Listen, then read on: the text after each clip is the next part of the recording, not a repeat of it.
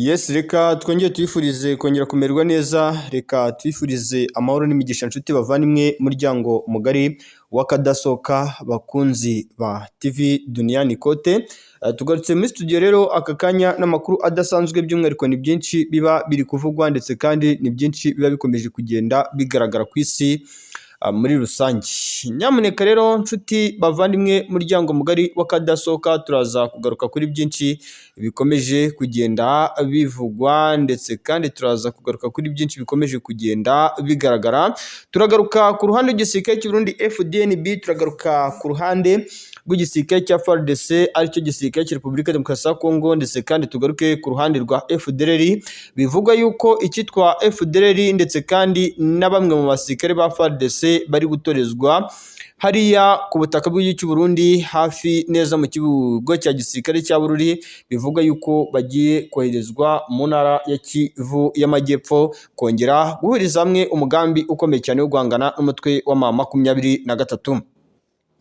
Bidasubirwaho rero nyuma y'uko uwitwa Patrick Muyaya, umuvugizi mukuru wa guverinoma ndetse kandi akaba minisitiri w'ikoranabuhanga ndetse n'itumanaho ku butaka bwa Repubulika Demokarasi ya Kongo, nyuma y'uko atangaje yuko nta bufatanye ndetse kandi nta n'ikibazo ngo FDLR yateza igihugu cy'u Rwanda, dore yuko uyu Patrick Muyaya yabitangaje avuga yuko ngo FDLR ngo iri mu bice ngo M23 igenzura. Nyamuneka ndababwiza ukuri yuko ibintu bitoroshye ndetse kandi bikomeje no kugenda bihindura isura. Ubu rero umuvuduko ubufatanye ukomeje kugenda ugaragara ndetse kandi uko umunsi ugenda uzaza undi ukomeje kugenda uhindura isura, uko bikomeje kugenda bigaragarira mu ishusho ya buri muntu wese.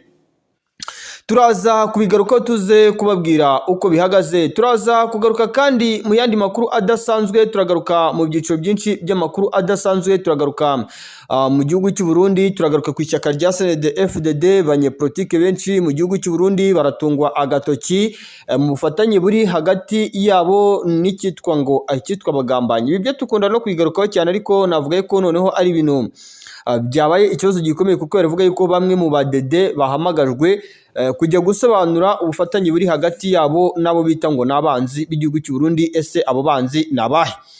Turabigarukamo tuze kubabwira uko bihagaze. Turaza kugaruka mu bindi byiciro by'amakuru adasanzwe ku butaka bwa Repubulika Iharanira Demokarasi ya Kongo muri rusange. Ku butaka bwa Repubulika Demokarasi ya Kongo rero, ayandi makuru turibuze kugarukaho cyangwa se ibindi byiciro by'amakuru adasanzwe turibuze kugarukaho, turinjira mu bice bitandukanye by'amakuru yimbitse kandi yeruye. Turagaruka ahitwa muri Kivu y'Amajyaruguru, tubabwire imirwano ikomeye muri teritwari ya Masisi. Mu duce turibuze kugarukaho byose ni ubudasa bwacu bwimbitse kandi bweruye, ni amakuru adasanzwe utasanga ahandi uretse hano kuri TV Duniani Kote.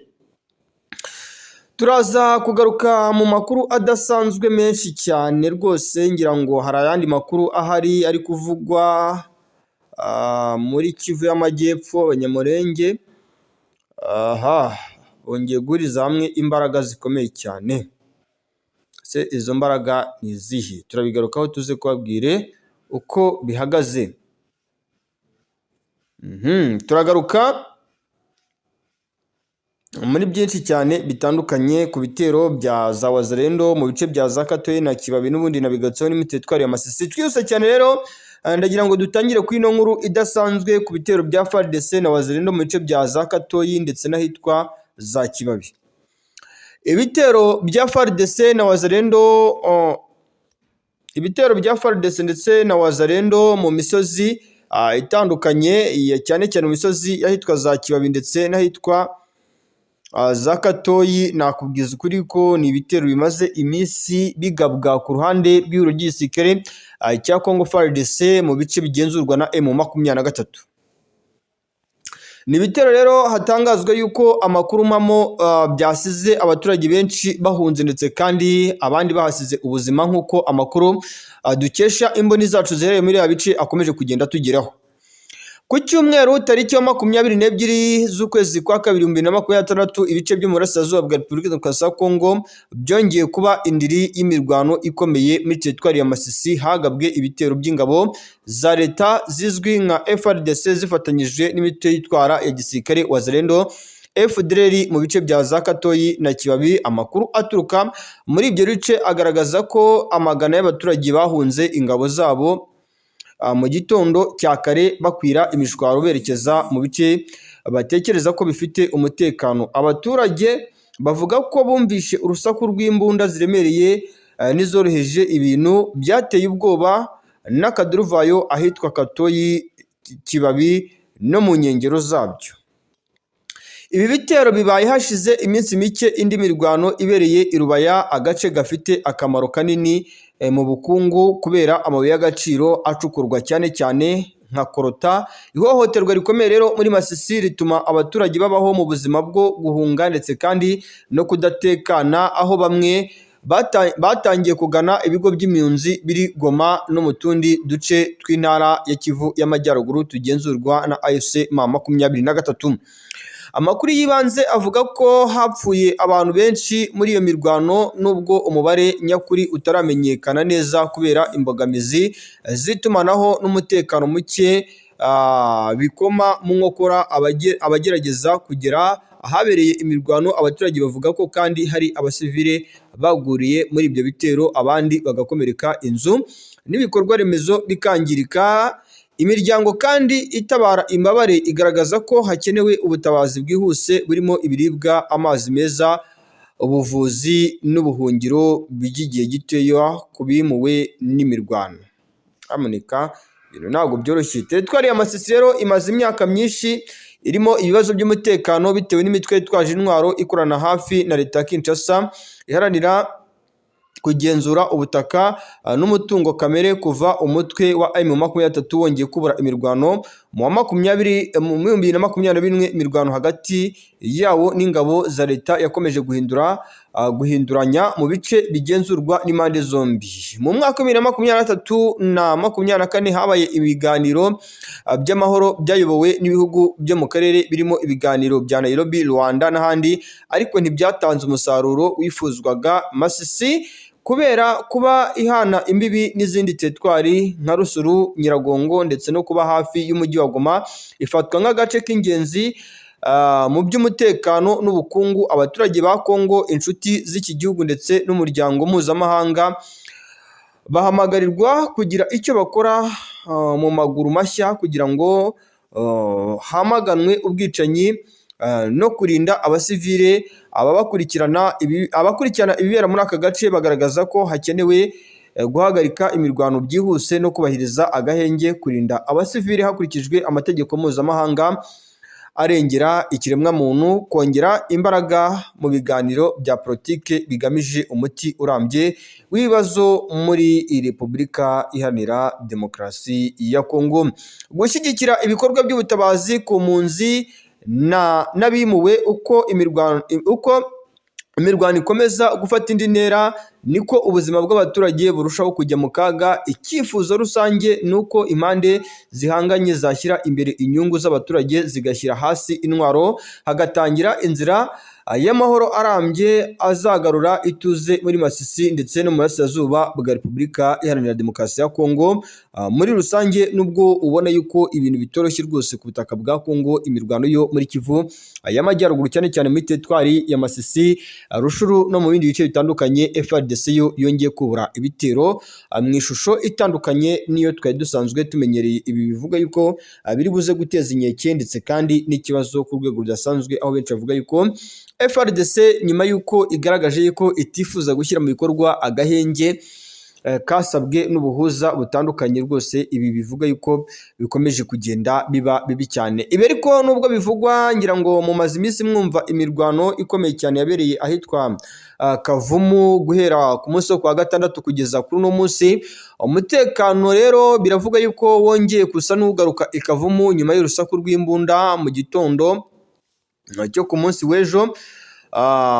Muri iki gitondo rero cyo ku cyumweru tariki ya 22 z'ukwezi kwa 2023 ahagana saa 11 za mu gitondo mu gace ka Kavumu gaherereye nko mu birometero 30 uvuye mu mujyi wa Bukavu mu ntara Kivu y'Amajyaruguru mu burasirazuba bwa Repubulika Demokarasi ya Kongo, ahumvikanye urusaku rw'imbunda ziremereye, ibintu byateye impungenge abaturage bo muri ako gace no mu nkengero zako. Kavumu ni agace gafite akamaro kanini mu by'umutekano n'ubuhahirane kazwi kandi kubera ikibuga cy'indege cya Kavumu gifatwa nk'inzira y'ingenzi y'itumanaho n'ikorwa ry'ibikorwa by'ubutabazi n'ubucuruzi muri iyi ntara imaze imyaka myinshi ihanganye n'ibibazo by'umutekano.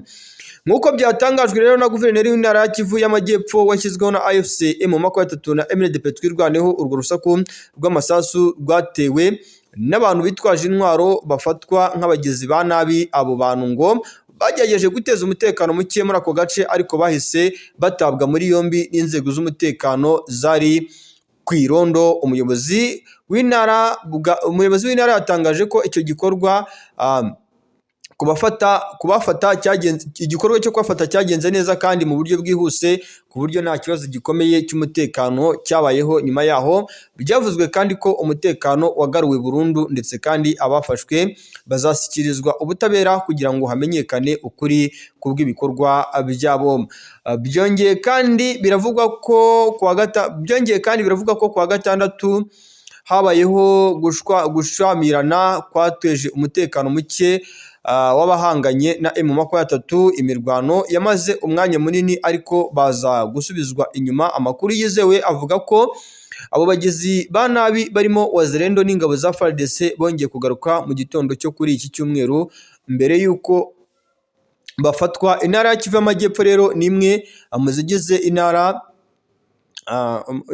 mu ntara igize igihugu cya Repubulika Demokarasi ya Kongo, mu burasirazuba bwa Repubulika Demokarasi ya Kongo. Ibikorwa rero by'ubujura n'ubushotoranyi bikunze kugaragara mu duce dutandukanye tw'icyaro mu mijyi ya Kavumu kubera umwanya wayo w'ingenzi mu by'ingendo zo mu kirere no kuba iri hafi ya Bukavu, yakunze kuba ahantu hihariye mu igenamigambi ry'umutekano. Guverineri rero wa Kivu y'Amajyepfo yasabye abaturage gukomeza ituze no kwirinda gukwirakwiza amakuru adafite gihamya ashobora guteza ubwoba cyangwa guhungabanya umutekano rusange. Yashimangiye ko inzego z'umutekano zikomeje gukorana ubudacogora kugira ngo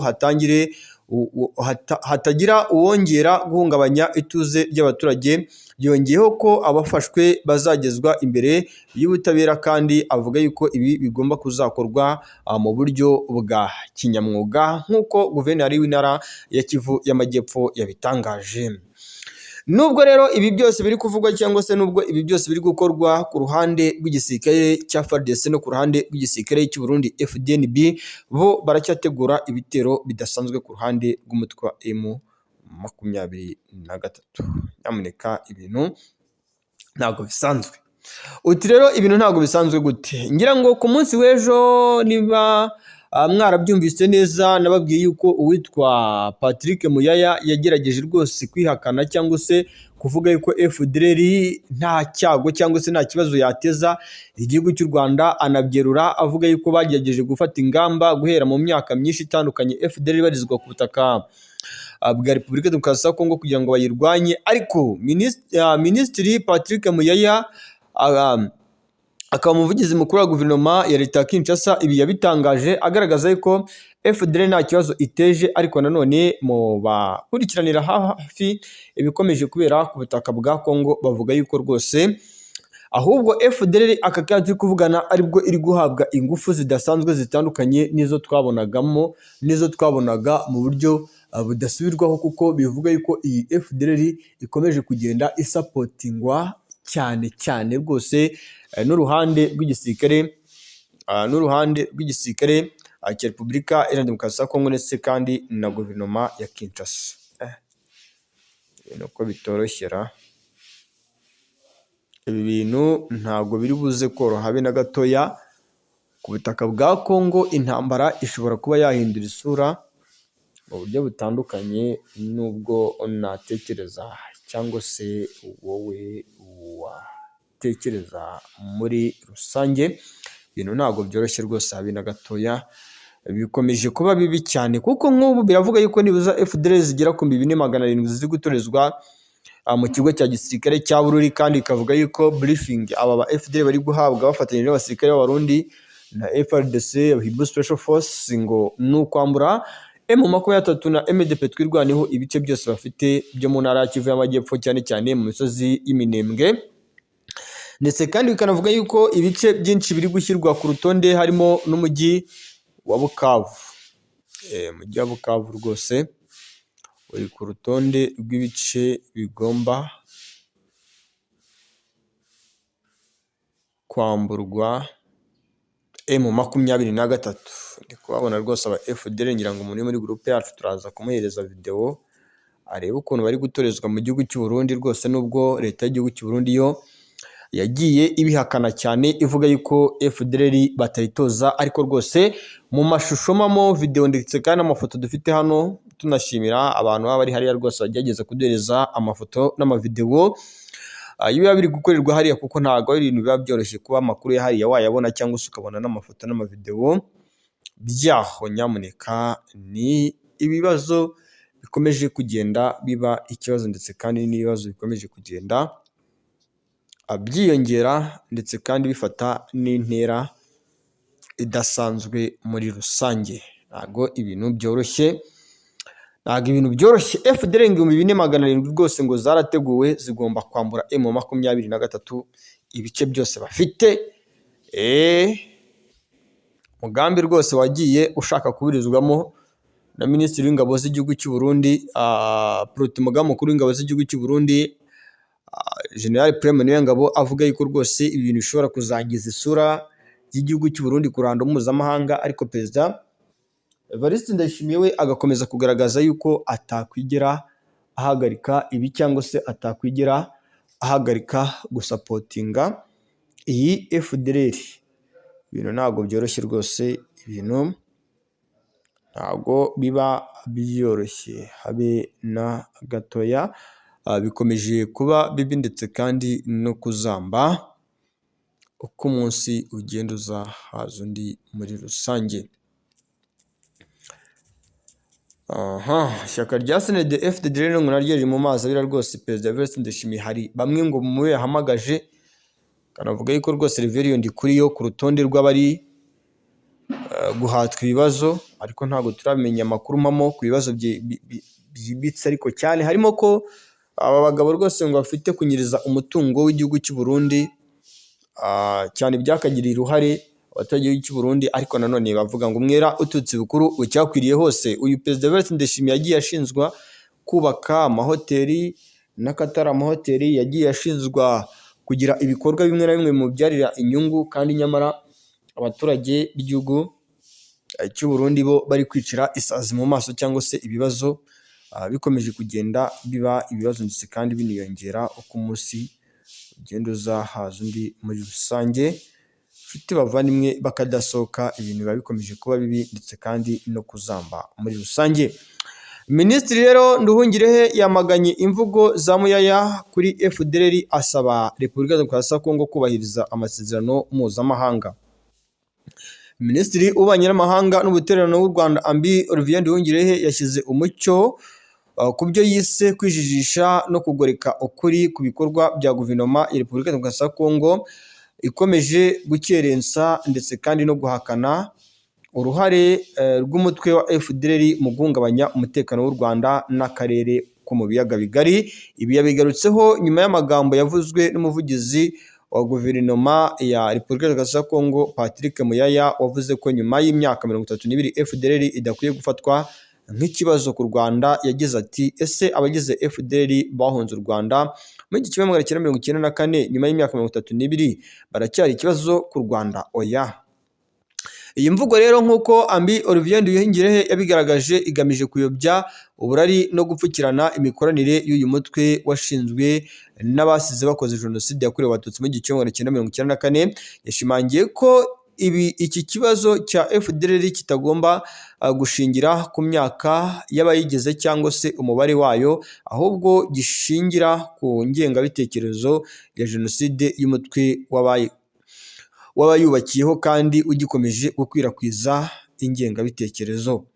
FDL cyangwa se uyu mutwe wavuye mu Rwanda mu 1994 yashinzwe mu 2000, igizwe ahanini n'abari abasirikare ba FAR interahamwe bahungiye muri Repubulika Demokarasi ya Kongo nyuma ya Jenoside yakorewe Abatutsi. Kuva icyo gihe kandi uyu mutwe wakomeje kwiyubaka no gushaka abanyamuryango bashya, ubarizwa cyane mu mashyamba ya Kivu y'Amajyaruguru ndetse kandi na Kivu y'Amajyepfo. Inshuti bavandimwe bakunzi bakadasohoka.